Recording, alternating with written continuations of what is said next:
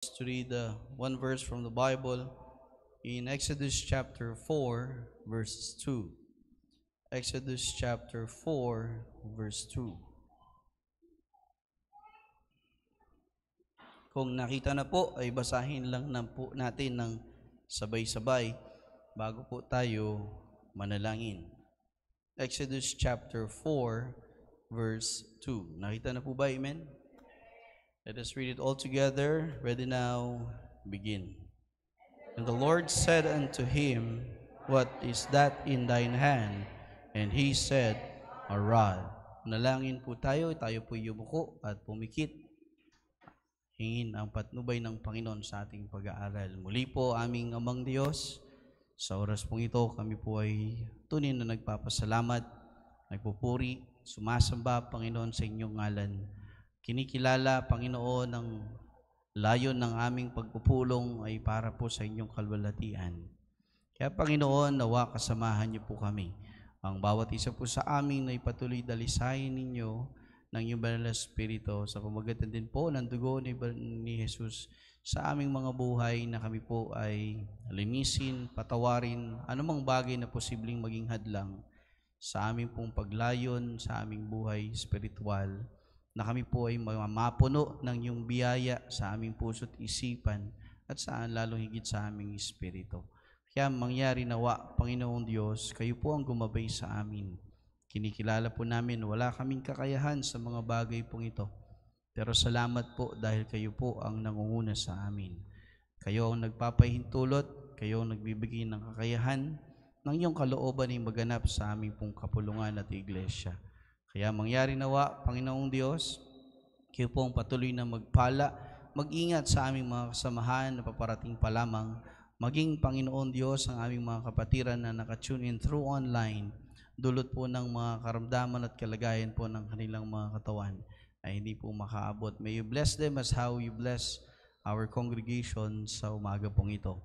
Maging ang mga kapulungan din po ng mga simbahan na tininatanghal ang iyong mga salita at pangalan, ang iyong mga katotohanan, Panginoong Diyos, pagpalain niyo po ang bawat isa sa amin. Muli po, ang lahat pong ito ay aming tinatalaga at pinagkakalob sa tanging pangalan ni Jesus. Amen at amen. Maaari na po tayong makaupo. Muli po, magandang umaga sa ating lahat. Amen? A blessed morning. And iba po, mukhang naninibago dahil nga po sa pagsusubok natin doon sa ating setup, sa ating oras ngayon. And it's really a factor sa ating pong mga kapatiran, yung kanila pong mga sasakyan. Kaya hindi po nakakaabot sa oras. But we have been blessed and God has allowed us to have a vehicle that we could pray for, that we could work together. At sa ngayon po ay sinusubukan ng oras po. Nawa po yung mga nakasakay o nakabiyahe ay nagkakaroon na ng adjustment sa ating pong oras. And it's a good start. Hindi magkakamali, nakapagsimula po tayo ng eksaktong 9 o'clock. Ano po? At yun din ang panalangin natin. Lalong higit, ang mga panahon po natin ngayon ay hindi mawari yung ating klima. But we thank the Lord as how we had been praying na maingatan tayong lahat. Wala naman pong natamaan gaano dito po sa parting Luzon. But continue to pray, we still have our mga kababayan na tinamaan sa bagyong Opong. Ano po, and may paparating pa, si Paulo naman. Ano po, but continue to pray and the Lord may continue to keep us all. Makapag-recover muna po yung ating mga kapatiran sa bandang western. Samar, meron sa Sorsogon, meron sa Masbate, Mindoro. Nakakalungkot lang kasi umabot po talaga ito sa signal number 3 to 4 at hindi po talaga ito biro. Pero patuloy nating sama sa panalangin ng pag-recover po ng bawat isa at maging ng ating mga samahan. But for the awareness po ng lahat, we have rescheduled at dahil wala po tayong hawak doon sa venue natin. We have been given a slot a month after ng ating reservation. Kaya po, ang ating pong date of a Thanksgiving, it will be on November 2. Kasabay po ito ng ating acknowledgement sa ating mga pastors and leaders in the church. Amen? Kaya yung month of October po is our preparation on how we could acknowledge the pastors and leaders and the ministers in our church. Kaya po malaking bagay. Teka lang. Oo nga po, nakakaamoy ako ng parang sunog na kanin. Ano? Paki-check lang. Totoo po, magla-lunch tayo. We will be still proceeding sa ating pong lunch fellowship. Pero paki-check lang, parang may nasusunog na kanin. Hindi natin makakain yan pag nasunog. Pero salamat po muli sa presensya ng bawat isa. Though marami po sa ating mga kapatiran ang nakapagpaalam na hindi po makakaabot sa umaga pong ito. Meron po sa mga may karamdaman, meron po yung iba ay sa mga sakit naman ng mga anak. Kaya continue to pray. Within this week, we have also Brother June waiting for the surgery. Kailangan po siyang malagyan ng plate, o hindi pala plate, parang ball joint dun sa kanyang pelvis. Kasi nagkaroon po ito ng crack nung siya po ay nadulas. Kaya malaking bagay po ang panalangin natin sa ating mga kapatiran, sa ating mga seniors. Hindi po talaga biro yung bawat kilos kasi parang fragile na po talaga. Hindi na tulad ng bata, pag nabalian, tumutubo pa. Sa mga senior po, madalas binabakal yan. Kaya po, pakisama sa panalangin. Though within this week, we had been struggling, looking for financial assistance sa ating mga government. And hopefully, masecure po namin ito. Binigyan kami pa ng mga palugit, mga requirements, ang hassle. Hindi ko talaga maintindihan sa Pilipinas, tulong na dapat para sa Pilipino, pinapahirapan pa. Kala mo nag-a-apply ka ng trabaho, para sa mga Pilipino naman talaga yung mga taxes na yan. Well, anyway, we'd like everyone, we are taking this opportunity po na yung ating tema sa ating anniversary would sink in sa bawat isa. And we'd like to take this opportunity na tayo pong lahat, may iisang tema at may iisang espiritu, iisang pananaw sa ating pong dalangin sa ating 39 year of our church. And as we had been praying, mga kapatid, yung ating tema ay nasa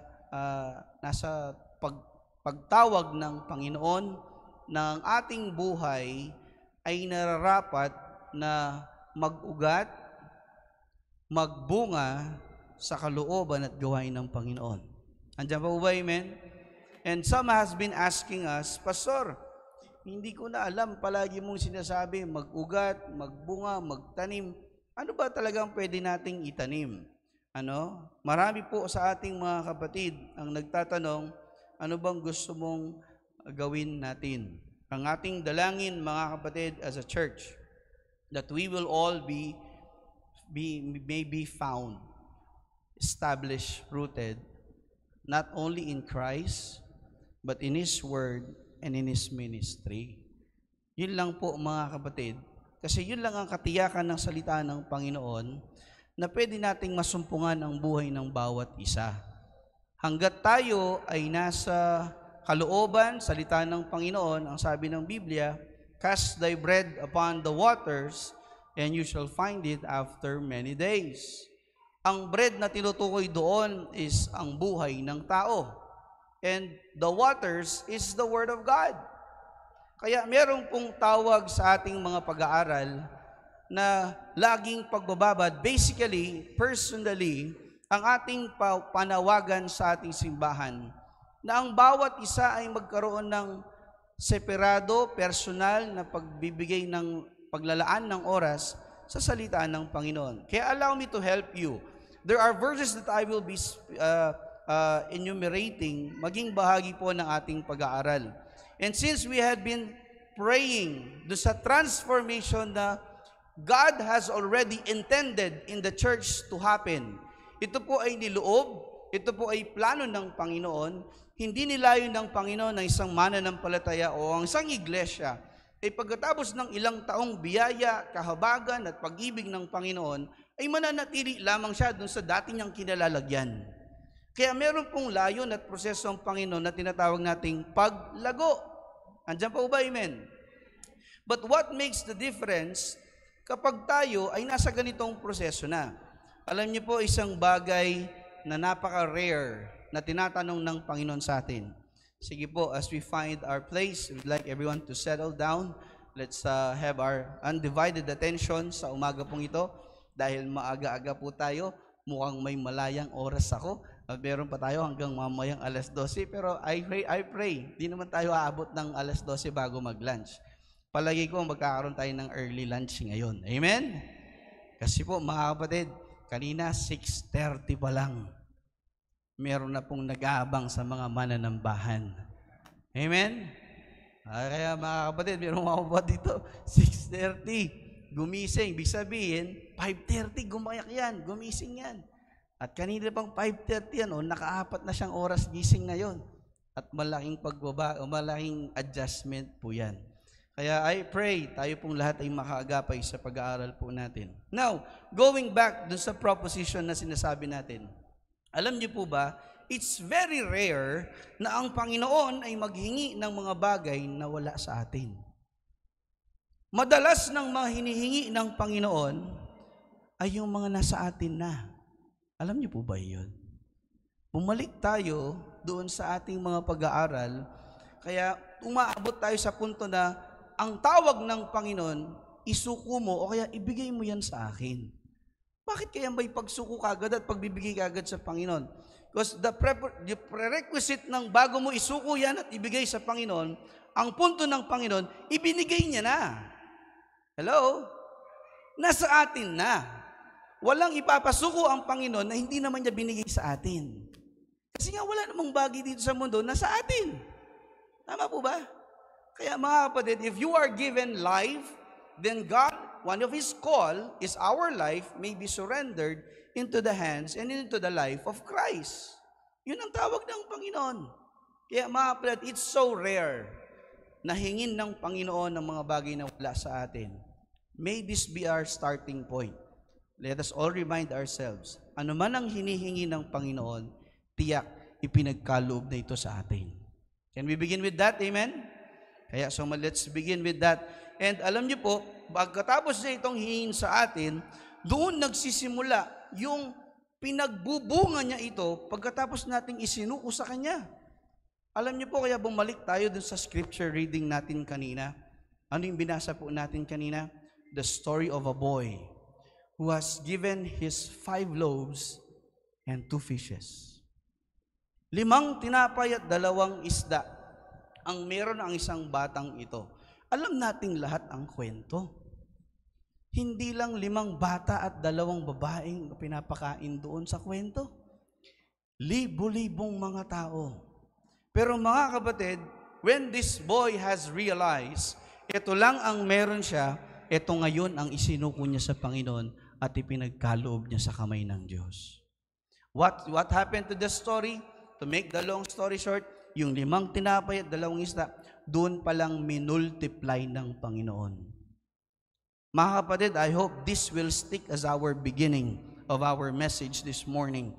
Na anumang bagay na pinagkaloob na ng Panginoon, isinuko natin sa Panginoon, at ngayon ay pinagpapala ng Panginoon. Hindi lang para sa atin, kundi para sa mga taong nakapaligid din sa atin. That has become the story of this boy who has his 5 loaves and 2 fishes. Pero mga kapatid, ang pagmumultiply nito ay gumagalaw din sa disiplina ng pagsunod. Kaya mga kapatid, ito pag-aaralan natin. Let me live with you. As we have been praying that every members of the church will be rooted and grounded into the Word of God, established in Christ, mark these verses. You can have your devotion sa mga talata pong ito. Bumalik tayo sa Exodus chapter 4 verse 2. Alam natin ang kwento ni Moses. Ang sabi ng Exodus chapter 4 verse 2, ang sabi niya sa una, and Moses answered and said, but behold, they will not believe me, nor hearken unto my voice. Sabi niya sa Panginoon, Panginoon, Yahweh, paano nila ako paniniwalaan? Palyado ako magsalita. Ang sabi niya, di nila papakinggan ng boses ko. For they will say, the Lord had not appeared unto thee. Tiyak sasabihin nila, ganito ako magsalita, di maintindihan, hindi nagpakita ang Diyos sa akin.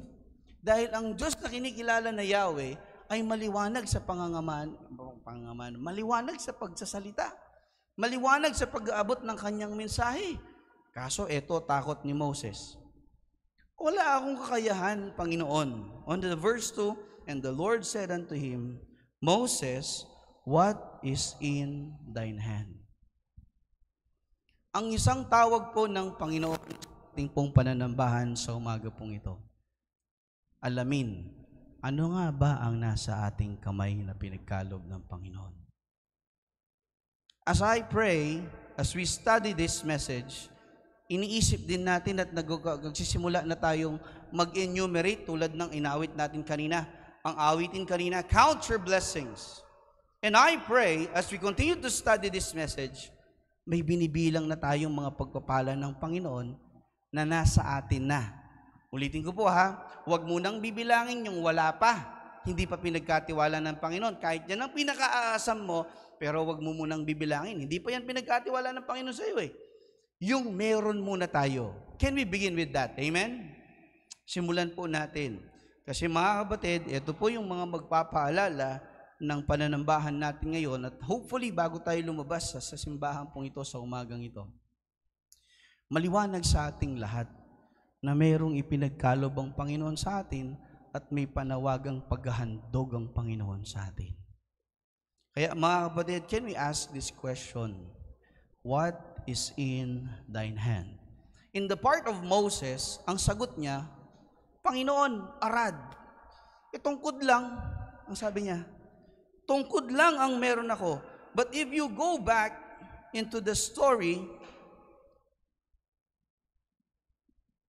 verse 20, tingnan niyo po anong naging sagot dyan. Same chapter, Exodus chapter 4, verse 20. And Moses took his wife and his sons and set them upon an ass, and he returned into the land of Egypt. At anong sabi niya dyan? And Moses took the rod of God in his hand. Ano naging difference? Nung sa verse 2, rod lang. Pagdating ng verse 20, it is now the rod of God. Anong naging pagkakaiba? May nagbago ba? Hello? May nagbago ba sa pinagkaloob ng Panginoon kay Moses? Wala po mga kapatid. It is the same stick. It is the same tungkod. Ang nagkaroon lang ng pagbabago, yung layunin ng tungkod na yun. Noon, ito yung na simpleng kahoy lang. Ngayon, pagdating ng verse 20, binansagan siya. It is a rod of God. What makes it difference? Ito po yung sinasabi natin. What is in thine hand? Alam niyo po ba, ito yung mga bagay na madalas minamaliit natin, sinasantabi natin, akala natin walang halaga, pero yun pala ang hinahanap ng Diyos sa atin. Mga kapatid, bago ko magtuloy-tuloy, ilista ko yung mga verses muna po pala. The same verse in 2 Kings chapter 4, verse 2 to 7. Naalala ko, if we will be having this time, 9 o'clock nakapag-start tayo, I may request, young people, let's begin the service. Bago yung ating pinaka-service, magsimula tayo na mag-recite ng mga verses. Pwede ba yan? I will be asking, young people, who among you can recite these following verses? Exodus 4:2, pangalawa, 2 Kings chapter 2 to 7. Pili kayo, alin sa talata yan. Pero sa 2 Kings chapter 4, verse 2 to 7, ang sabi niya, and Elijah said unto her, and what shall I do for thee? You can recite this on Sunday. Tell me, para nga kayong magmamonolog, pwede rin. Ang sabi niya rito, what hast thou in thine house? And she said, thine handmaid has not anything in the house. Doon muna po tayo. Familiar po ba? Alam nyo, madalas pag tinatanong tayo ng tao, at pag minsan, alam din natin na ang mga tao nagtatanong ay hihingi lang, anong sagot natin? Thine handmaid hath not anything in the house. Alam nyo, madalas, default ito eh. Alam nyo, ibig sabihin default? Kahit hindi ka tinatanong, pag hinihingan ka, ala ko man. Ano na mga anyaran mo? Pero mga kapatid, minsan nakala ko, yung babae lang dito that's dealing with Elisha. Minsan pala ugali din nating lahat ito. Nakakasunod mga kapatid. Sometimes when people ask us, ano bang meron ka na pwede mong ipaglingkod sa Panginoon? I myself even ask brethren, Pastor, gusto kong maglingkod sa Panginoon. Pero gusto mong maglingkod sa Panginoon? Ang tanong, ano bang meron ka na alam mong pwede mong ipaglingkod? Ang sagot na mabilis sa akin, wala man eh. Wala man, Pastor. Alam niyo po, buti na lang, ito ang natural response natin. Pero, nung nag-recall, nag-recollect, nag-inventory, itong babaeng ito, ang sabi niya, uy, teka lang, may naitabi pala ako, a pot of oil. Sundan natin. Pagdating ng verse 3, then he said, go, borrow thee vessels abroad of all thy neighbors, even empty vessels. Ang sabi niya, borrow not a few. Ang sabi ng lingkod ng Panginoon sa kanya, si Elisha, sabi niya, yun lang ba ang meron ka? Isang garapon na langis? O sige, humiram ka pa ng mga maraming garapon. Hindi garapon, sorry. Mga paso, garapon kasi plastic yan, di ba? O, paso, humiram ka pa. Sabi niya, at huwag kang hihiram ng konti. Damihan mo. Eto ngayon, sumunod lang ang babae. Ang sabi niya sa verse 4, and when thou art come in, sabi na siya, kapag ikaw ay nakapasok na, thou shalt shut the door upon thee. Sara mo yung pinto, ha? And upon thy sons, and shalt pour out into all those vessels, and thou shalt set aside that which is full. Anong instruction? Pag naipon mo na lahat ng paso, sara nyo yung bahay, papasokin mo yung mga bata. Tulungan ka, nalagyan lahat. Yung mga napupuno, itabi mo na. Ano nangyari? Verse 5, so she went from him and shut the door upon her and upon her sons, who brought the vessels to her, and she poured out. Anong ginawa niya? Pamilyar na po kayo sa kwentong ito. Pagdating ng verse 6, and it came to pass, when the vessels were full, that she said unto her son, bring me yet a vessel. And he said unto her, there is not a vessel more. And the oil stayed. Mga kapatid, ito yung kwento na tinutukoy natin.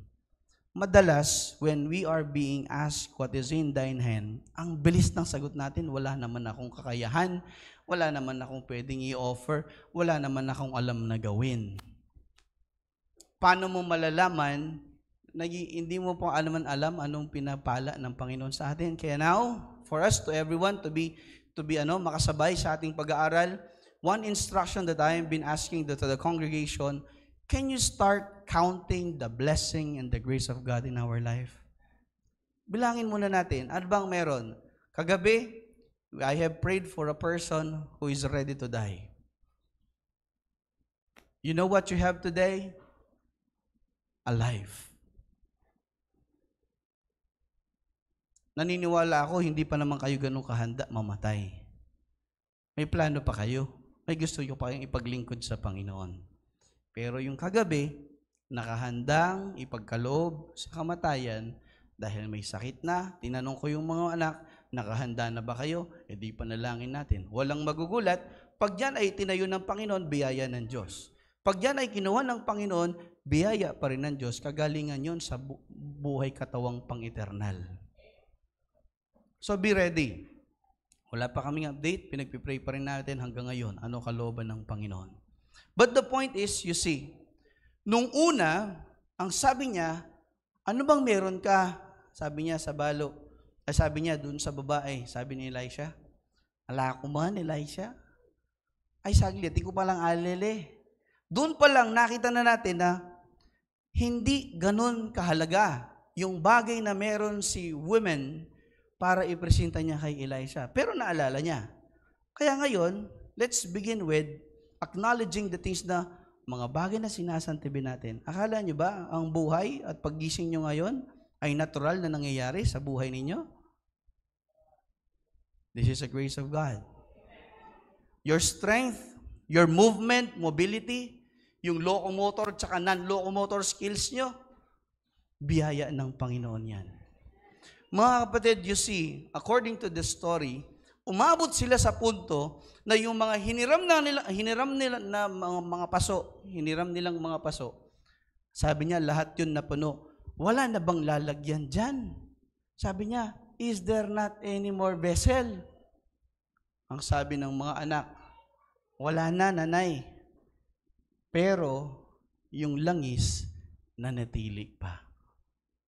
Mga kapatid, this is where we are encouraging everyone. Whatever that we have placed into the hand of God, God will surely bless it. Anumang bagay na inilagay natin sa kamay ng Diyos, pagyayamanin at pagpapalain, tiyak yan ng Panginoon.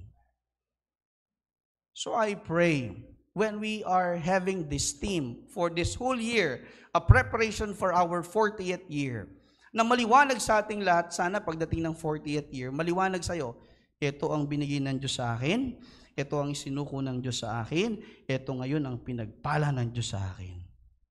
We now can identify. Sana hindi tayo umabot sa caught up na, kamusta paglilingkod mo? Hindi ko nga alam kung naglilingkod ako, pastor. Nakakalungkot yun. Ilang taon na tayo sa church, hindi mo alam kung naglilingkod ka o hindi. You have to know. Because definitely, God is asking something in your life that can create a great impact that it can produce everything in the lives of other people. Mga kapatid, wala na ha? Pero meron pa. Mga kapatid, start memorizing these verses, young people. Learn from the story of these people. John chapter 6, verse 19 to 13. Ito rin po, the same story. The same story. John chapter 6, verse 19 to 13. 9 to 13. Ang sabi sa John chapter 6, verse 9, mabilisan lang glance, and there is a lad here which had 5 barley loaves and 2 small fishes, but what are they among so many? Ano nga ba talaga? Ano bang bilang ng 5 tinapay at 2 isda?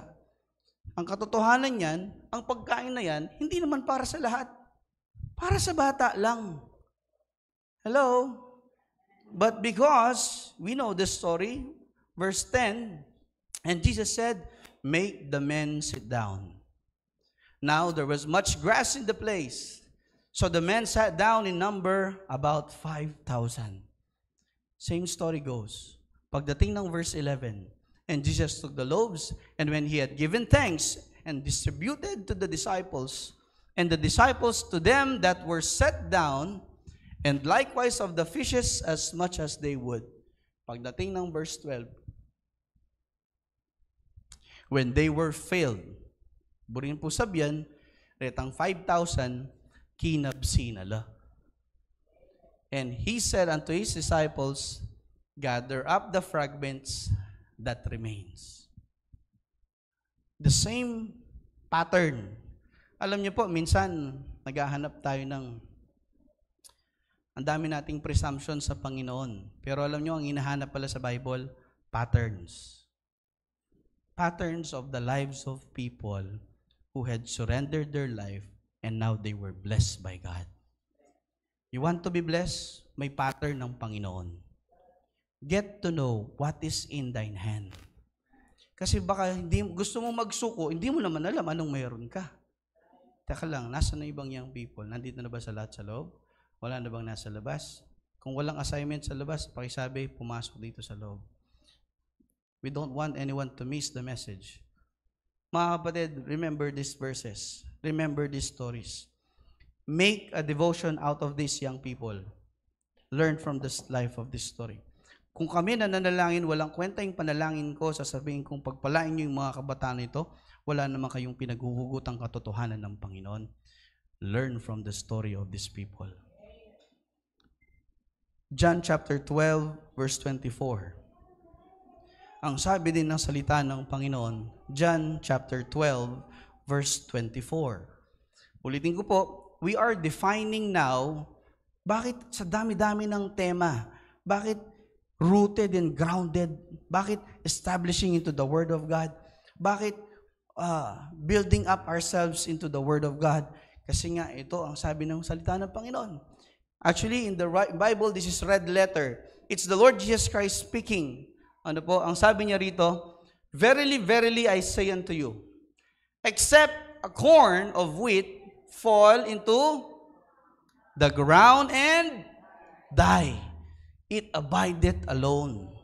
But if it die, it bringeth forth much fruit. Mga kapatid, wala pong ibang nasain ang iyong lingkod, kundi yung pagpalain ng Diyos ang buhay at pamilya po ng bawat isa sa atin. But if we will never pass through the process of God, ang pattern ng Panginoon, mamatay ka sa Kanya. Mortify. Separate your life. Kung may mga bagay sa laman natin na nagbibigay buhay pa sa atin, cut that off. Maliwanag sa mga devotion natin, last sabi natin, yung comfort na kumukulong sa atin sa laman, hindi ka dadalhin yan sa kalooban ng Diyos. Ang problema, tagal na nating mananampalataya, nai-enjoy na natin yung biyaya ng Panginoon, yung kabutihan ng Panginoon, tapos ini-enjoy pa natin yung bagay sa laman. Kaya ang sabi ng preacher, pagkatapos nating humingi ng pananagumpay sa Panginoon, nagse-celebrate ka, kasama mo diablo. Anong klaseng pagpapalang hinihingi mo yan? Palagay mo yan ang purpose ng Panginoon. Kaya mga kapatid, that kind of life, and it's not rooted into the Word of God. Anong nangyayari? Nakikinabang lang tayo sa lupa ng Panginoon. Pag tayo nagbunga, aalis na tayo. That's not rooting and grounding. That's not being established into the Word of God. Kaya mga kapatid, learn from these stories. Ang sabi niya, may proseso. Maliban ang buto ng mais ay mahulog. Kaya may mga panahon, kailangan nating dumaan ng pagbagsak. Huwag matatakot sa pagbagsak kung ang pagbagsak mo ay para sa Panginoon. Yung iba, pastor, ibabash nila ako. Pastor, ganito ang magiging tingin. Anong pakialam nila kung gagawin mo ay para sa kalooban ng Panginoon? Ang problema natin, problema ng mga Kristiyano ngayon, mapakabataan at pati magulang, mas malaki ang pagbabantay sa tingin ng tao kaysa titingin ng Diyos sa buhay nila. Ano ngayon nangyayari? Nananatili tayo na walang ginagawa. Ayaw nating mahulog sa lupa ng Panginoon. Ayaw nating mamatay at magpabaon. Ngayon aasa ka, magbubunga ka. Ito prinsipyo ng Panginoon. You have to die, but surely it bringeth forth fruit. And this fruit of principle does not comes from the world. This is coming from the fruit of the Spirit. Kaya mga kapatid, naalala ko, may isa akong nakitang picture, bilyones ang hawak nito kinakausap, nakaganon dun sa korte. Sabi nung posting, talagang kahit gaano kakabilyon ng pera mo, hindi mabibili ang kapayapaan mo. Ngayon, naglalaglagan na, nag-aaminan na. Ngayon, nagbabantayan ng buhay. Napaka-epic nga, no? Ayaw nating mamatay at patayin tayo ng ibang tao. Ayaw mo namang mamatay kay Kristo. Tapos gusto mo magbunga buhay mo. Ang tawag doon, epic. Bakit epic? Hindi mo alam sa mulalagay buhay mo. May kinakatakot ka, may tawag ngayon dyan, multo. May multo. May awit na daw yan eh. Ano yung multo nyo? Yung thought ganyo? The one that got away? The one that you dream of? Ano yun, hindi nangyari? Nakakalimutan mo. May binigay ang Diyos sa'yo na minamaliit mo, hindi mo pinapansin, hinihingi ng pagsuko ng Panginoon. At ang tawag ng Panginoon, ibaon mo yan at itanim mo yan sa akin, nang yan ay magbunga. Mga kapatid, let's continue more. 1 Peter chapter 4, verse 10, 11. New Testament. Pastor, puro ka Old Testament. New Testament yan. Kingdom pa yan. Pero ito, New Testament. 1 Peter chapter 4, verse 10 and 11. Ang sabi po doon, as every man received the gift. Ulitin ko po. Ano sabi? As every man. Meaning, kung mananampalataya ka, wala daw mananampalataya na hindi binigyang talento at gift ng Panginoon. Every one of us has a gift. All you have to do is to discover that gift, develop that gift, and dedicate that to the Lord. Ang problema, hindi natin alam, may gift ba ako, may talent ba ako? Alam nyo nga, I have read once an article. Ang sabi, may mga bagay daw na hindi nire-require ng gift at talents. But it can contribute to the success of a congregation. Alam nyo ano yun? Let's begin with, yung ginawa kanina ng mga kapatiran. Ayaw nilang madelay ang ibang biyahe. Anong ginawa nila? Dumating sila sa oras. Sa service po yun, yung vehicle kanina. Ayaw nilang makaabala. They have come on time. Nakinabang sila, naibiyahe sila. Ngayon, nandito sila. Kailangan ba ng talent para maging punctual?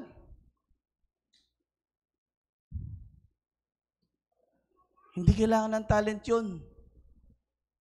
Disiplina ng pag-gising.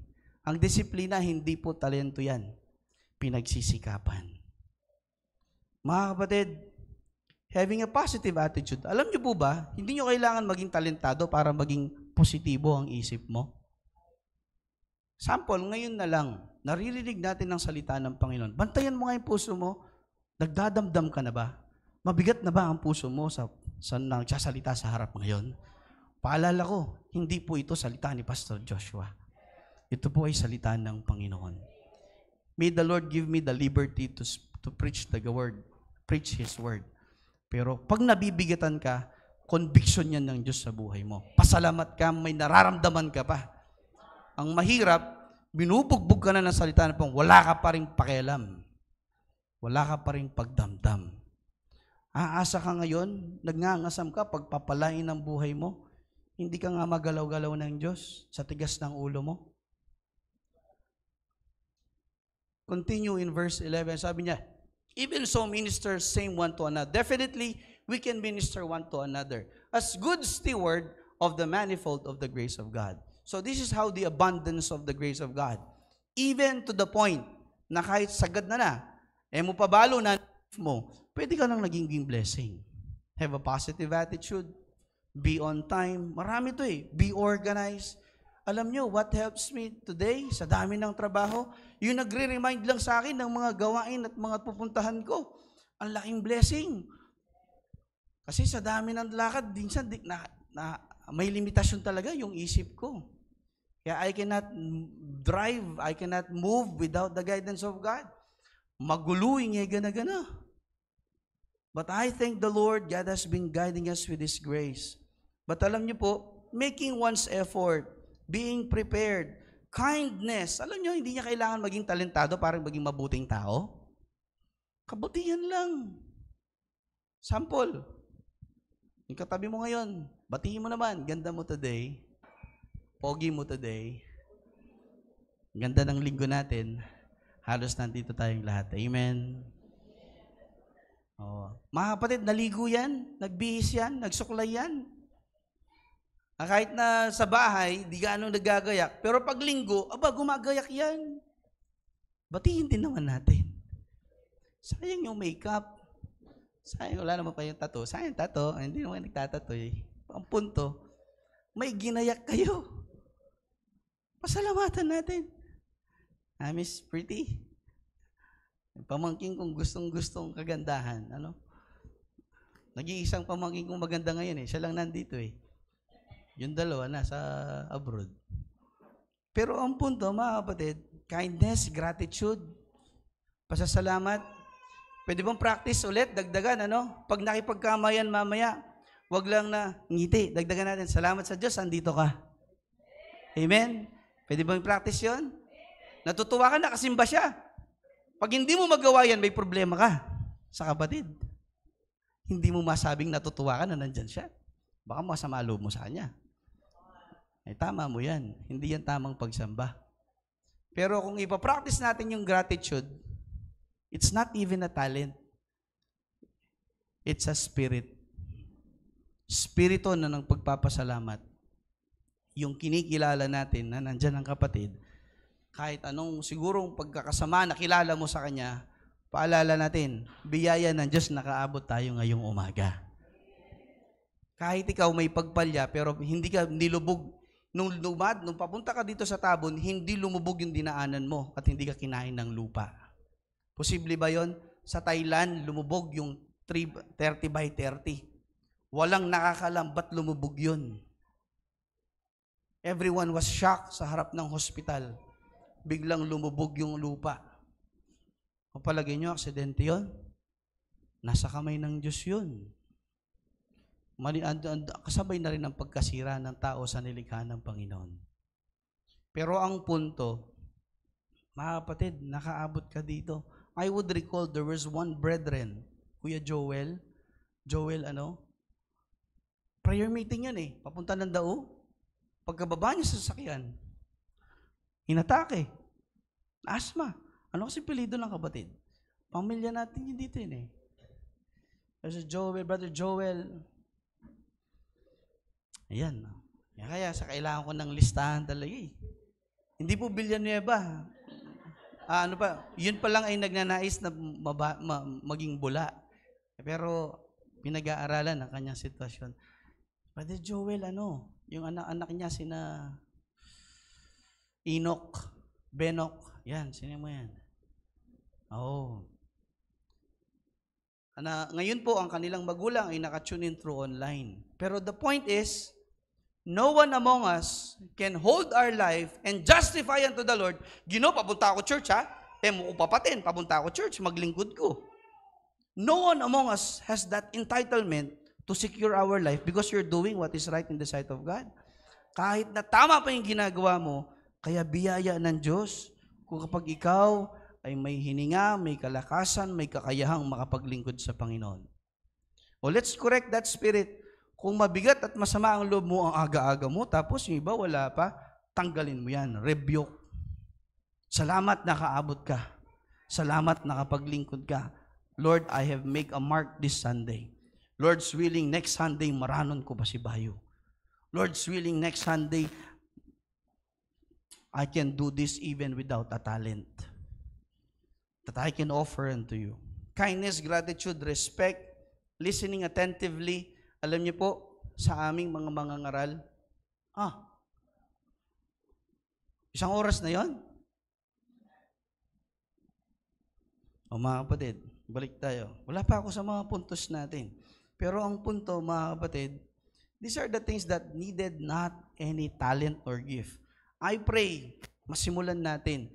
Kasi ang dalangin, lahat tayo, anumang bagay sa buhay natin, we all be grounded and rooted in Christ. So even to the point na kahit yung strong work ethics, alam nyo, ngayon ko na-appreciate, ngayon ko din nakikita yung ethics ng mga manggagawa sa simbahan na to. Alam nyo ba, kahit hindi linggo, may mga nagsusubsob sa paglilingkod sa Panginoon? Iba't ibang ministeryo. And we do not know, but I have seen and I am blessed because of these ministers. Hindi yung talento, ulitin ko, disiplina at pagmamahal yun sa paglilingkod sa Panginoon. Being coachable, being teachable. Mga estudyante ngayon, sabi ko nga po, may mga bago kami estudyante ngayon. Ang hirap turuan. Alam niyo ba paano maging coachable? Bago mo papakinggan yung iniisip at sinararamdaman mo, makinig ka muna sa binigay ng Diyos na tao sa'yo. Hello? And having accountability, taking responsibility. You don't have to have a talent para gawin mo yan. Ang kailangan mo dyan, Espiritu ng Panginoon, tamang pananaw sa mga bagay na yan. Kaya mga kapatid, I hope I have been giving these verses. Colossians chapter 3, verse 23 to 24. Maliwanag po yun, ano? Whatsoever you do, do it heartily as to the Lord and not unto men. Ang sabi niya, verse 24, may dahilan yun. Bakit sabi niya? Verse 20, sige, 23 muna po. Ang sabi niya sa verse 23, ito tawag, anumang bagay na ginagawa mo, gawin mo ng may buong puso. Hindi lang para sa Panginoon at hindi para sa tao. Bakit may ganong tawag? Kasi sabi ng verse 24, knowing, maliwanag sa ating lahat, ang ginagawa natin ay para sa Panginoon. Amen. And ye shall receive the reward of the inheritance. Ito pangako ng Diyos eh. You want to start rooting for the Lord? Huwag kang gagawa ng isang bagay na hindi mo ginagawa para sa Panginoon. At alam nyo, ito yung magiging paalala. Mayroon bang mga kasalanan na dedicated to the Lord? Tell me, young people. Is there a sin that is dedicated unto the Lord? Ay, magnanakaw ako. Lord, para sa'yo to. I-offering ko naman. Pwede ba yun? Lord, magsisinungaling ako, konti lang naman eh. White lies, tawag pa nga ng iba. Blue, red, white. Ewan ko, ano bang, pati pagsisinungaling, may kulay. Pero ulitin ko, this will set us up to the awareness na anong bagay na ginagawa mo, gagawin mo sa Panginoon, yun lang makakaisip ka na eh. Hindi ako gagawa ng isang bagay na hindi kalulugod ng Panginoon. Mga kapatid, mark these verses. Ecclesiastes 11:4-6. Bibilisan ko po pala. Proverbs 12:24. Isaiah 41:10. Ulitin ko po. Ecclesiastes 11:4-6. Proverbs 12:24. Isaiah 41:10. Romans 8:28. Ephesians chapter 3, verse 17-20. These are the verses I encourage. Pastor, I want to start right. Pastor, hindi ko alam anong babasahin. So magsimula ka dito. These are the verses. Nakalimutan mo, o mamaya mapiplay ito. I-record mo, i-play ulit yung video. Naka-record, tama? O, balikan mo, ilang minuto yung sinasabi ni Pastor. Etong, yes, Romero. Brother Joel Romero. At si Nanay Romero na nasa abroad, di ba po? Pang-pioneer po ito, kakilala ni na si Sir Tess. Si Sir Tess Marimla. Ako po ay, ang kwento sa akin, bata pa lang ako palagi ang kwento sa akin. Hindi nila maulubos maisip na ikaw nga pala yung nagsumunod sa yapak ni Pastor, nagpastor. Salamat, biyaya po ng Panginoon. Nakakapaglingkod. But mark these verses. Kaya mga kapatid, I hope you begin with this. Kasi ang tawag natin, baka mag-anniversary tayo, akala nyo program lang yon. Hindi po yun program lang. Ito po ay tawag ng iyong lingkod para ang buhay natin umabot sa direksyon ng Panginoon. Kasi nasa panahon pa lang tayo ng pag-align. Ayaw nating umusad na hindi tayo naka-align sa kalooban ng Panginoon. Sabi ko nga, para kayong sprocket na wala sa kadena, kahit ilang beses tayong pumidal, wala tayong magiging pag-usad. I-align muna natin ang buhay natin sa Panginoon. Pag yan naka-align, kahit konting pedal lang yan, iigot ang gulong, uusad tayo. Pero mga kapatid, it really takes a decision that our life may be aligned into the Word o into the will of God. Kaya ngayon, ang tawag lang po mga kapatid na I hope na naiwanan natin. Paano, Pastor, can we do the same answer na sinagot ni Moses? Ang sabi niya, sabi ng Panginoon, what is in thine hand? Let's now begin the ordinary things to make it extraordinary for the Lord. Amen? Let's begin. Number 1, recognize. When you recognize what God has blessed you, meron ka ng awareness. Anong pwede mong isuko sa Panginoon? So now, maliwanag. Kanina, nabanggit natin, we have life. We have ability. Ang tanong, do you have availability? Naalala ko, nakakatuwang tignan. Gumanda't gumwapo yung mga membro sa church sa Facebook. Alam nyo, it also gives us an awareness. When you talk of Golden Land, ito yung mga taong iyon.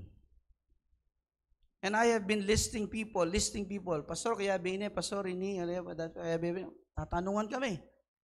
Umabot ako sa puntong, dapat ako, Pastor, sigurado, diretso, alam ko, kilala ko itong mga to. Pero sabi ko, alam nyo, hanggang ngayon, may mga membro ng Golden Land, hanggang ngayon, hindi ko alam anong estado. But I thank the Lord, yung mga simula nung 2018, 19, 20, yung mga nakalipat po rito, nagpakilala, Pastor, Golden Land ako. Yung iba, sinubok. Ano ka talaga? Sa Golden Land ka, sa Panginoon ka? Oo, sa Panginoon ka. Pero anong simbahan ang mamahalin at paglilingkuran mo at susuko buhay mo? Umabot ng 18, 19. Lumayo ang church. Maglilingkod ka pa ba? Sumunod ang mga membro.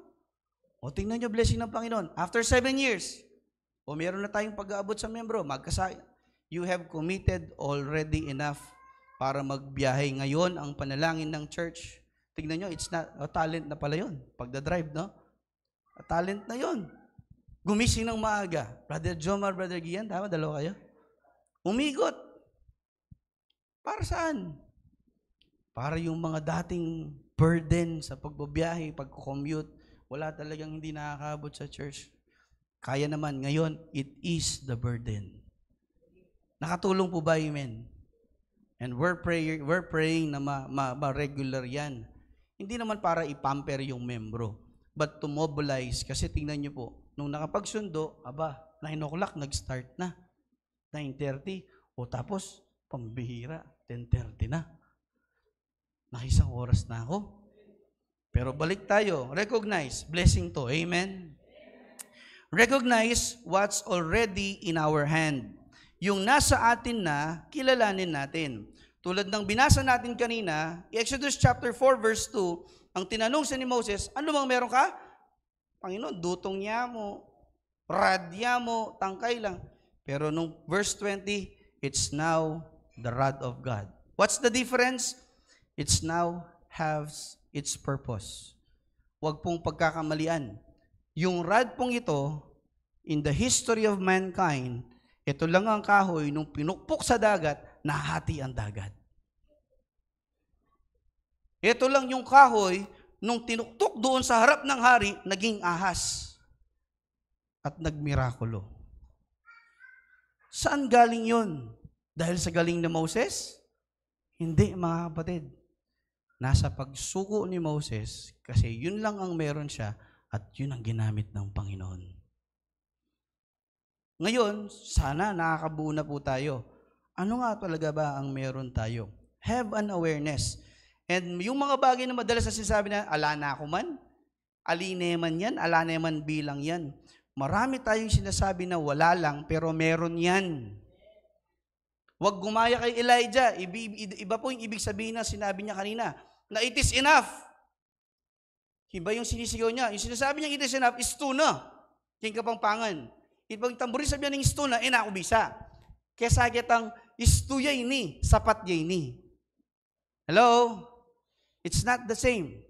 Yung sinasabi ni Elijah sa devotion natin sa Wednesday, ayokong apakan yung devotion, pero sa Wednesday yon, ang sinasabi niyang it is enough, gusto niya nang magpakamatay. Hindi yon ang punto natin. Ang punto natin, ang sinasabi natin, kailan tayo humarap sa Panginoon at nagpasalamat, Panginoon, etong meron ako, sapat para sa akin. When was the last time you prayed unto the Lord, before you ask anything, you have prayed, Lord, sapat ya po ing biyayang binye mo kay kami ini. When, church? When? Kasi itong mga bagay na ito ang bumubulag na hindi tayo nagiging aware na ito na pala pinagpala ng Diyos sa atin. Sabi nga have this biblical pattern. 1 Samuel chapter 17 verse 40. Tingnan niyo po, ang minamaliit na si David. 1 Samuel 17 verse 40. Familiar po tayong lahat. Pag tinanong ka anong meron ka, sagot ng bata, tiradol lang po ba to? Makibaka ka, dadala mo, tiradol ba to? Lahat yun sa mga sundalo, minamaliit ang meron si David. But when this sling and the stone was given unto God, was dedicated unto God, kayang pumatay ng isang higante. Dinaig pa ang espada. Ang sabi dyan, and David was the youngest. And the three eldest, First Samuel 17, 40 po, 40. Ang sabi dyan, and he took his staff in his hand and chose him, ano kinuha niya? Yeah, people, read. 5 smooth stones out of the brook and put them into the shepherd's bag which he had, even in a scrip, and his sling was in his hand, and he drew near to the Philistines. Mga kapatid, anong punto niyan? Marami tayong mga tiradol tsaka bato sa mga bahay at buhay natin. Minamaliit natin, akala natin walang gamit. Huwag mong mamalitin anumang bagay na binala ng Panginoon sa atin. Baka hindi mo namamalayan, yan lang pala hinihingi ng Diyos sa'yo para magbunga yan sa buhay mo. Pastor, ano yung ating mo? Pastor, makaniniya yung obra ko. Pastor, hindi mo yung agyo kong gawan. Pastor, hindi mo rin anak ko. Adwaya yung anak ko, masyasabuntok yung pangmetong. Pastor, metong niya yung tindahan mi. Pastor, ano, ang dami nating minamaliit. But can we correct that? Ulitin ko po. You can never be rooted and grounded into God or to God and in His Word and in His will and in His ministry kung hindi maliwanag sa atin na itong mga bagay na binigay ng Diyos sa atin ay sapat na para gamitin ng Diyos sa kalooban niya sa buhay natin. I hope this will be a warning and a reminder sa ating lahat. 2 Kings chapter 4 verse 2, it's only a widow's jar. Isang paso na nagpuno ng maraming paso, nagkulang pa. Mga kapatid, John 6:9, it's only 5 loaves and 2 fishes. Mga kapatid, hindi naghintay si bata na magkaroon muna ng long table, eat all you can buffet. Bago niya sabihin, pwede ko na yung pamiyitang tinapi, ako ang poing isda. Anong sitwasyon natin? Minsan, Lord, bless mo ko pang dakal. Banta, maging blessing ko. Who among us have that prayer? Aba, nanalangin din naman tayo nun. Huwag naman sanang magsisinungaling. Hiningi natin yun, amen? Gusto natin, Panginoon, bless niyo po ako para maging blessing ako. Pero mga kapatid, nakalimot tayo. May binless na ang Diyos sa atin. Ang tanong, yung pinagkaloob niya ba sa atin, handa nating ipaglingkod sa Kanya? Ano-anong hinihingi natin, yung nasa atin, hindi pa natin naibigay? Kaya mga kapatid, you start counting your blessings. Establish it into the Word of God. Establish it in Christ. Establish it in His ministry. Establish it in your church. Establish it to the man of God. Establish it to the brethren. Yun ang pagtatanim eh. Alam nyo, kaya talaga ang kaisipan ng bata. Sabi niya, malayang maghahatid sa iyo sa kaharian ng Panginoon. Minsan, ang matanda talaga, komplikado mag-isip. Mapay nga anak, potang sinabi ng, ay, layang bakal, dinan ke, yana. Nang kabilis king anak. Pero po tang kiyakatam, kuda kong lupa mo, hindi nang ki. Ang bilis ng comparison. Church, I am breaking the spirit of comparison in this church. Do not use comparison and justify that na, Lord, ala ka pang binless ka na ako, mo ko pa gagamitan. Eto to. Marakal ne pinala yung ginuking biyata mo, hanggang ini, etala mo asusuko. Kaya magtakata mo, o tayo mag-multiply, atin yung pattern ng Gino. Yung sabi na ng Gino, naning king gamat mo, kilalanan mo pa. Ano bang meron ka? Meron na bang naisip? Amen? Okay, let's begin with that. Ngayon, ano bang meron ka ngayon, ilipat mo sa kamay ng Diyos. Sa lahat po ng mga binasa natin, ang mga bagay na meron sila, nung nilipit nila sa kamay ng Panginoon, doon minultiply ng Panginoon. Tinapay isda, nung nilipat, napakain ng 5,000. May sobra pa. Yung babae na walang-wala, pero sabi niya, may jar of oil na lang meron ako. O binigay niya sa kamay ng lingkod ng Panginoon, ano nangyari? Lahat ng hiniraman niya, napuno, kulang pa. Naghahanap pa siya ng lalagyan. David, kulang pa ba? May 5 siyang bato. Isang bato, isang higanteng katumbas. Tapos tayo, gusto natin, may power muna tayo, may sword muna tayo bago ka lumaban. Alam nyo, what makes a difference sa atin? Una, marami tayong takot. And I can empathize with you. Ang ganging leader, yung matalotiya. Akala ko noon, ang tapang, kapag nawala na yung kinakatakot ko. Hindi pala. Ang tapang ginagamit, habang nandyan yung kinakatakot mo, pero alam mo, kasama mo ang Panginoon, susulong ka pa rin. Isaiah chapter 40, yun po ang talata ng Panginoon. Isaiah chapter, Mark, you memorize these verses, pakisama po. Isaiah 41:10. Yun ang meaning ng verse na yan eh.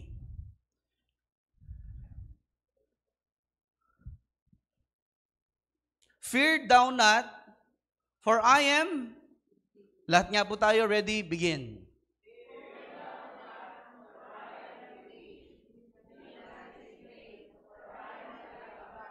I will strengthen thee, yea, I will help thee, yea, I will uphold thee with the right hand of my righteousness.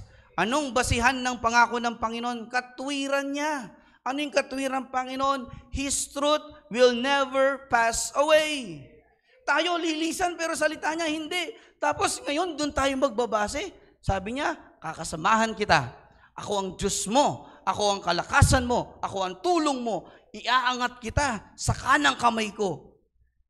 That is authority. Anong kinakatakot natin ngayon? Mga kapatid, minsan, ang tingin kasi natin mali. Ang laki ng tingin natin sa ibang tao, sa sarili natin, nakalimutan nating bumalin sa Panginoon. Kaya we are reminding everyone, part of our being established in the Lord is for us to look unto Jesus. Maitama ang pananaw natin. Kasi mga kapatid, pag hindi naitama yung pananaw, na akala mo, kapag nasa kamay mo ang mga bagay na binigay ng Diyos sa'yo, pagyayamanin yan, nagkakamali ka. Before multiplication, may consecration. Alam niyo consecration? Ibibigay muna yan sa kamay ng Diyos.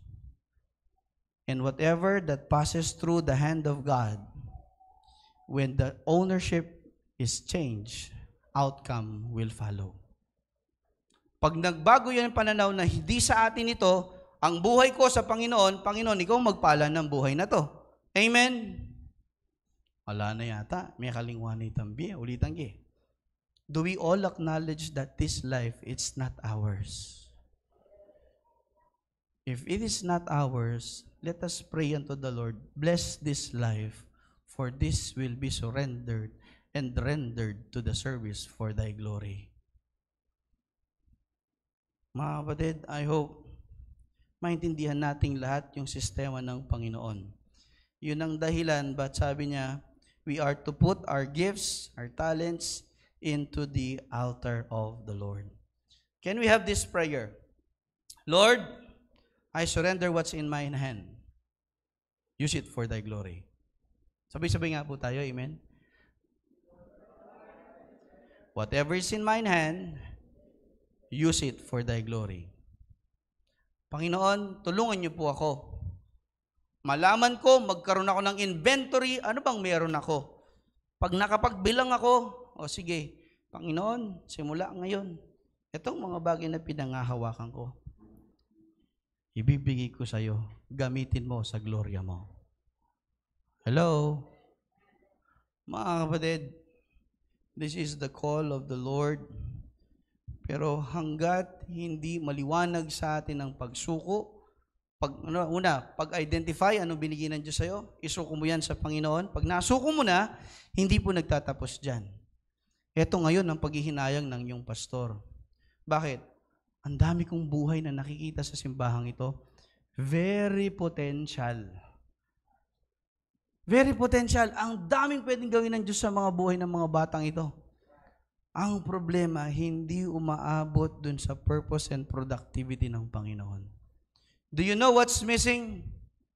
Young people, do you know what's missing? You. Nakakalungkot. Binagyo lang, pati gawain, binabagyo. Nagtatawag yung mga leaders ninyo, nasaan kayo?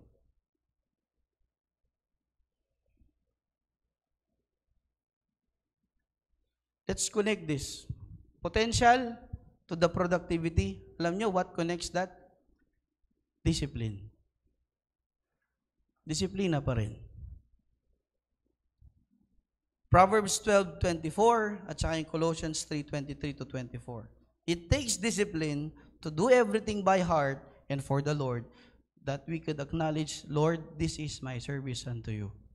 Ang sabi niya, knowing that of the Lord ye shall receive the reward of the inheritance, for ye serve the Lord. Mga kapatid, sana maliwanag nating nakikita ngayon. Ang ginagawa ng kaaway, let me tell you and secure you with this one thing. Alam niyo po ba, yung mga gifts na binigay ng Diyos sa mga mananampalataya, hindi pwedeng at hindi kayang nakawin yan ng dyablo? Hindi yan mananakaw. Able to sing, able to do things for the Lord. Ano man, hindi yan mananakaw. Alam niyo ano ginagawa ng kaaway? Dinidistract tayo para hindi natin ma-develop yan. May marunong tumugtog. Yung mga gitara, andito pa rin. Umaandar yun, walang tumutugtog. Ang dami kong tinuruan sa church na to ng pagtugtog. Walang nakaalalang umawit, tumugtog para sa Panginoon. Balikan natin. Amen?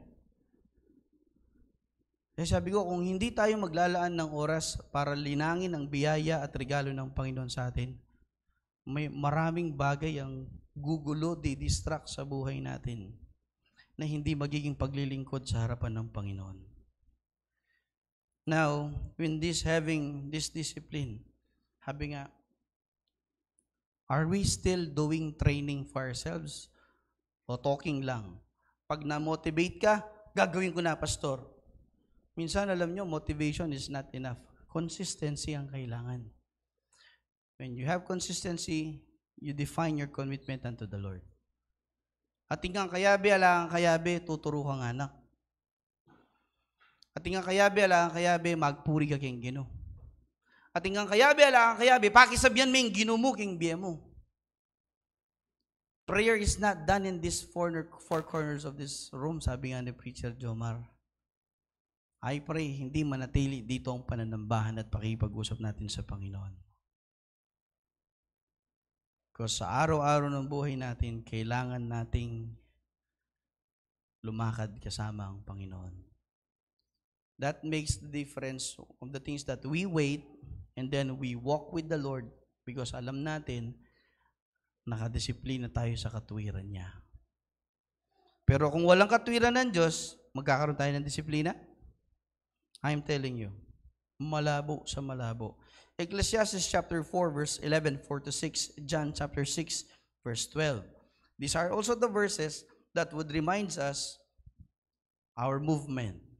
Nakaabot na po ba? Nakakasunod po. Ulitin ko recap ng konti. We have this message, Lord, what is in thine hand? Sabi ng Panginoon, Anak, ano nasa kamay mo?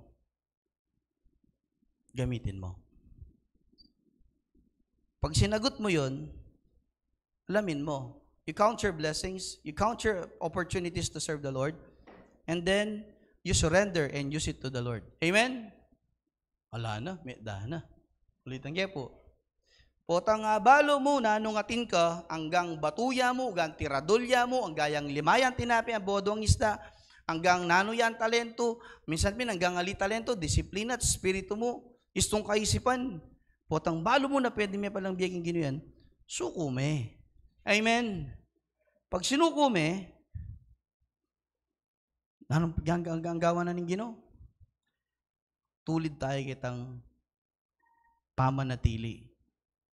Masarap maglingkod pag motivated tayo. Amen?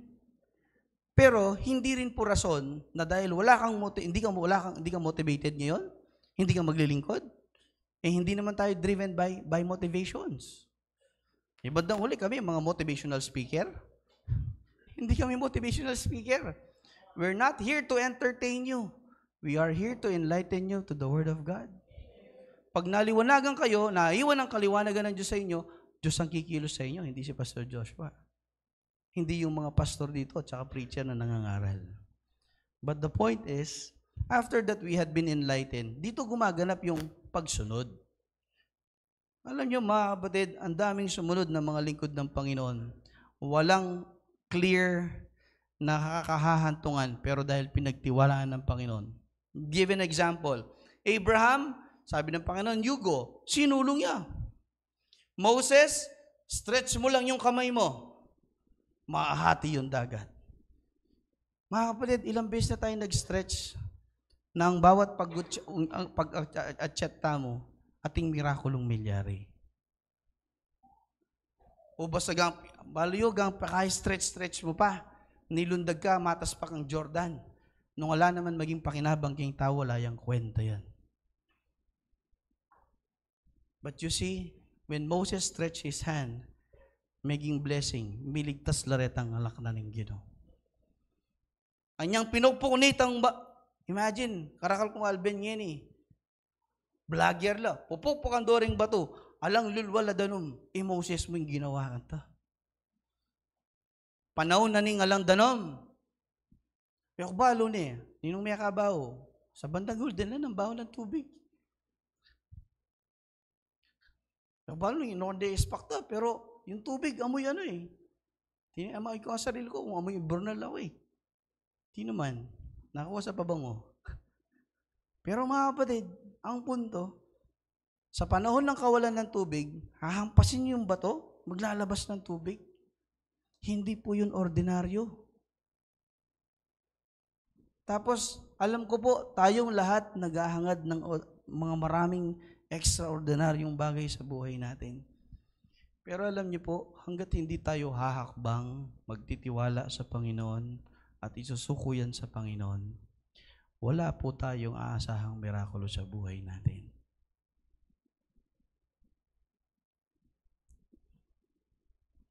Kaya ang aking panawagan, overcome. Ba't hirap tayong makasunod? Maraming takot. Sabi ng Isaiah 41:10, fear thou not, I am with thee. Kasama natin ang Panginoon. Huwag yung sasabihin at iisipin na hindi ako sapat. Huwag yung sasabihin. Sabihin niya po, hindi ako sapat. Huwag yung sasabihin yun. Ang sasabihin pala, sapat na ako para sa paglilingkod sa Panginoon. Anong meron ako, ipaglilingkod ko. Mga kapatid, I hope kahit yung mga simpleng panalangin na tawag na yan, maging maliwanag sa ating lahat. Huwag pong ibabaon yung mga potential natin sa procrastination o kaya yung pagwawalang bahala.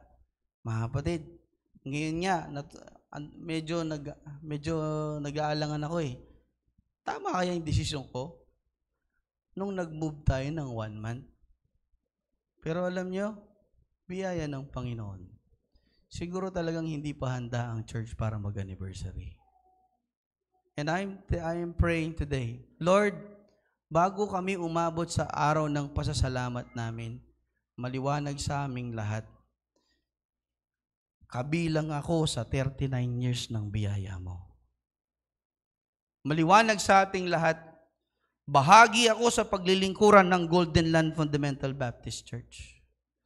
Pare-pareho pananagutan namin sa Panginoon. Pag naglingkod ang isa, kailangan maglingkod tayong lahat. Kasi iisa Diyos natin, iisa nagpapala sa atin. Mga kapatid, wala naman pong imposible sa Panginoon. Ilang beses nating naririnig yan. But I pray, by faith, hindi po ito hindi lang by your own effort. It's by faith, when you recognize what you have, when you surrender what you have, when you discipline yourself and obey unto the Lord, that is by faith and by grace. Ang problema, we do not use our faith. So let's stir that up. Ibaon yung pananampalataya sa salita ng Panginoon, that our faith may be rooted and grounded into the Word of God. Ang magiging bunga, galaw, kilos, biyaya ng Panginoon. Hindi yung buhay natin. Amen, church? Kasi po hanggang yan naghihintay ka ng platform, naghihintay ka ng posisyon, bago ka maglingkod, ay hindi mangyayari yon. Si David, hindi siya naghintay na maging sundalo muna, bago niya lalabanan si Goliath. Anong ginawa niya? Anong nasa kanya, ginamit niya. Nabuo na po ba, church? I pray sa hinaba-haba po ng aking pagsasalita, nabuo po sa atin anong meron sa atin. Amen? And I pray, bago tayo lalabas ngayon, handa tayong isuko yan at isettle sa Panginoon. Kasi pag hindi mo yan sinuko, wag niyong babalikan ng Panginoon. Panginoon, hindi mo pinlala yung buhay ko. Hindi ka naman sumunod sa pattern ng Diyos. May solusyon ng Panginoon. Tapos dinideflect natin o dinidisregard natin. Hindi naman tayo tatama sa katwiran ng Panginoon. Kaya be reminded, anumang bagay na nahulog nga, at pag kailangan may tanim. Pag tinatanim tayo, greatness, talking of greatness, walang magandang bagay sa mga bagay na nakatago sa pailalim. Pero dahil may panahon yan ng pagkasira, ang tawag sa atin, we are blessed and broken for you to be a blessing continually.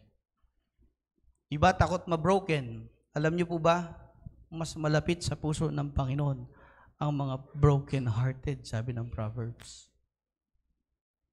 Pastor, palagi kong bigo. Ganun talaga. Baka yan ang paraan ng Panginoon para maging pagpupala ka sa iba. Iba, ayaw mabansagan ng bigo. Nung buo ka, di ka naman nagpapagamit. Ngayon, magtataka ka, ba't kailangan kang basagin? May pag-iibayo ang ginagawa ng Diyos sa buhay natin. Kung ang tingin nyo, church, wala nang magiging bago sa Golden Land, you're not ready to be rooted and grounded. Kaya I am encouraging everyone and driving everyone from the pioneer. Nananawagan po ako ulit. Kung alam nyong membro kayo ng Golden Land, kahit gaano na kayo katanda, katagal, magpakita po kayo kung may kakayahan kayo, nandito kayo sa Pilipinas. Magparamdam po kayo. Ayaw namin kayong ma-left behind. Ang panalangin ngayon, everyone will be rooted so that everyone will bring forth fruit. Amen? Hindi pa po tapos ang Panginoon sa church ng Golden Land. And kung sa panahon na to, naabutan natin yon, be ready to bear fruit. But you have to be fallen first. Tumayo po tayong lahat, tayo ay manalangin. And with this prayer, I hope, simulan natin. Sige mga kapatid, top 5. Ano yung top 5 na alam mong meron ka? Alam mong binigay ng Diyos sa'yo, madali mong gawin sa ibang tao, hirap na hirap. Naalala ko, Brother Ricky, sabi niya, naiinip ka na ba? Kung naiinip ka, tulungan mo ko. Naiinip pa lang siya doon sa talentong niya yon. Sabi ko, pambira, namumblema ako mag-drawing mag-picture ng isang picture na may tao. Di ko alam paano mag-edit. Siya, naiinip siya sa bagay na yun. Sa inip niya, konti na lang, makukumpleto niya yung membro ng Golden Land. Pero mga kapatid, not to brag anything or anyone. The point is, may mga bagay na madali sa atin gawin, sa ibang tao, hirap na hirap. Ang tanong ko, handa mo bang isuko yan sa Panginoon? Minamaliit mo yan kasi madali sa'yo. Kahit nga nakapikit, nagagawa mo. Yung iba, gising na gising, puno ng kalakasan, hindi magawa yung kaya mong gawin. Ang tanong, handa mo bang paggamit yan sa Panginoon? If you are ready, why not come unto the altar? Talk unto the Lord. Start enumerating. Start making an inventory. Lord, sa ngayon po, ito po ang alam ko na binless mo sa akin. Pasalamatan muna natin ang Panginoon. Napakalabo naman ng Panginoon natin kung 39 years wala siyang binless sa atin. Hello? Let's stir up that gratitude, church. Kasi naniniwala po ako, wala pong binless ang Panginoon na naging ungrateful. So let's begin being grateful. Lord, do you acknowledge, church, that Golden Land Fundamental Baptist Church is a gift, grace given by God? Pasalamatan natin sa Panginoon. Do you acknowledge that our leaders and ministers in the church are gifted, grace given by God? Let's thank the Lord for those lives. Do you acknowledge that the members of the church, mga datihan, mga bago, mga hanggang ngayon, nandito pa rin. Why not thank the Lord for their life? Be grateful for them and surrender them unto the Lord. Wala kang struggle ngayon, enumerated mo na ano yung blessing ng Diyos sa'yo. O ngayon, handa ka na bang isuko yan sa Panginoon? Paalala po ng Panginoon, walang bagay na hindi lumalago, na hindi dumadaan sa kamay ng Diyos. You want that to be multiplied? Ilipat mo ng kamay.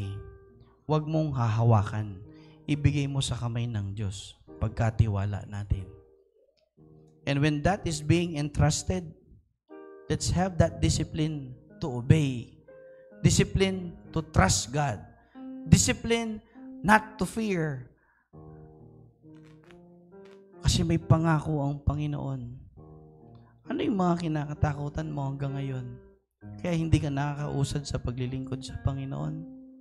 Suko natin sa Panginoon. Takot kang mapahiya? Yung Diyos nga namatay, hubad-hubad sa krus. Hindi nahiya para lang iligtas ka. Tapos tayo nahihiya. Tayo nagdadalawang isip. Mga kapatid, let us look unto Jesus, the author and the finisher of our faith, who for the joy that had endured the cross, despising the shame. Mga kapatid, pinagpatuloy ng Panginoon ang kanyang pag-ibig sa atin. Ang tawag ng simbahan natin ngayon, andyan ang pag-ibig ng Diyos, ang kahabagan at lunos ng Panginoon. Anong gagawin natin?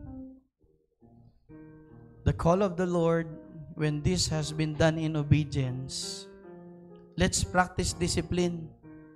O na kung nasa obedience ka pa lang, Lord, bigyan niyo ko ng disiplina sa mga bagay na pinagkatiwala niyo. And with this discipline, we want to be a good steward even more. Kung pagtitiwalaan mo ang simbahang ito, pagtiwalaan niyo po ang bawat isa sa amin. Have that discipline that our life will be consistently committed. Ano man ang sitwasyon. Problemado kami, maglilingkod kami. Walang-wala kami, maglilingkod kami. May namamatay sa amin, maglilingkod kami. May nasiraan ng loob sa amin, maglilingkod kami. Maliwanag po, Panginoon, sa umaga pong ito, ang biyaya ninyo ng pagpapala sa aming mga buhay. Truly, O Lord, we are ordinary people with ordinary things, pero ginawa mo kaming extraordinary. It is for thy purpose Kaya Panginoon, tulungan niyo po kami that we would acknowledge this identity that you have given us. That we, being a son, being a good steward, and being a good servant of God, sa aming paglilingkod, gamitin namin kung anong meron sa amin. Huwag mo muna naming titignan anong meron sa iba para maitama ang pag-iisip namin. Pahalagahan anong meron kami. Ito pagyamanin mo, Panginoong Diyos. Ito ang gamitin mo sa buhay namin. Alam namin, Panginoon, ito po ay sapat na para maitanghal namin ang pangalan mo at gloria na nararapat para sa inyo. Kaya Panginoon, salamat po sa pagpapala nyo sa Golden Land Fundamental Baptist Church. And with all these blessings, we are surrendering it to you. And we could gather all everything. At ang mga bagay pong ito ay maging pagpapala din po sa aming mga ibang tao na aming miniministeryohan. And in doing so, Panginoon, for these 39 years, napakadaming taon na pagpapala at consistency na ginawa mo. Ang dalangin namin, magkaroon ng mga maraming lingkod na consistent sa mga commitment namin. Patawarin niyo kami, Panginoong Diyos, sa mga pagpapalya namin. Pero alam namin kung ito po'y gagawin namin ng buong puso para sa inyo. Knowing that the Lord, we serve Thee, O Lord. Kayo po ang pinaglilingkuran namin. Kaya Panginoon, may tama ang aming paglilingkod bago sa aming anniversary. Ang bawat isa sa amin ay handang magpasalamat, handang maglingkod sa bagong yugto ng simbahan pong ito. Kaya ang lahat pong ito aming tinatalaga, Panginoong Diyos, sa tanging pangalan ni Jesus. Amen.